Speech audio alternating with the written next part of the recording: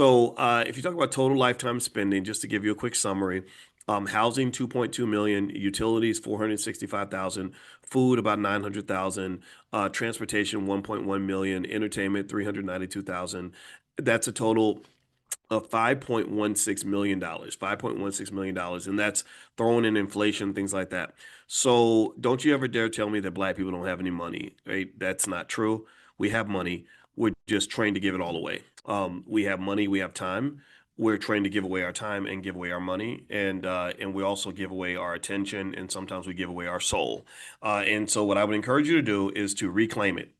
You got to reclaim it. Ownership is everything. First thing you got to own is you. When I say ownership, I'm not talking about owning a house or a car or a business. I'm talking about owning your life. Being born in a capitalist society pretty much means you're sort of trained to sell out from the very beginning. You're trained to position yourself in such a way that you don't get to decide what you're going to do that day. Someone else is deciding that for you. There's some place you have to go just for the right to exist. You have to own, or someone else owns your time. They tell you, hey, get to work at 9 o'clock. This is what you're supposed to do all day.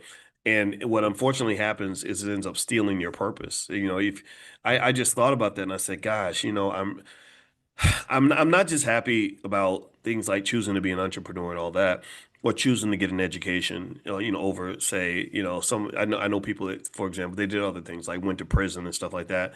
But I'm really really happy that I was able to own my time and own my life. A lot of us don't own our own lives, and and also the other thing too is slavery is an intergenerational curse. It's contagious.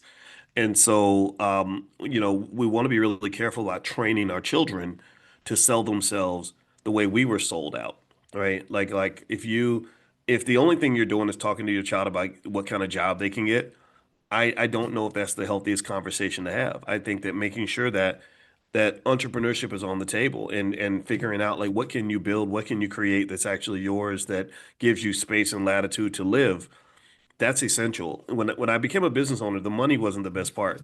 The money was not and the money was good, but the money was not the best part. The best part was the freedom. You can't put a price tag on that. How you gonna put a price tag on freedom? Ain't no price tag on freedom. People historically have died for freedom. And so economic freedom, buying yourself out of slavery, is that first step toward you truly becoming a productive asset to you, your life, and your community, and your family as well. That's the first step.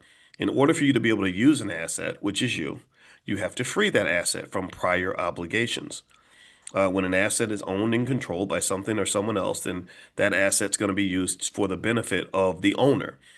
And so we are an asset that is owned. Our labor force is an asset that is owned by corporate America. So therefore, corporate America's wealth goes up, black wealth goes down. How is it that you work that hard and your wealth is not going up? If you're working that hard, your wealth should be skyrocketing.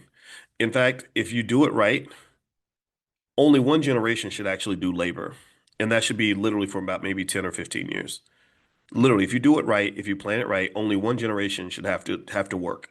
And it should only be about for about 10 or 15 years. After that, no one else has to work anymore unless they want to. Well, how do you say that, Boyce? You're talking crazy, Boyce. You're talking out the side of your head. What's wrong with you, Negro? You talking ridiculous. This is stupid, Boyce. Shut up.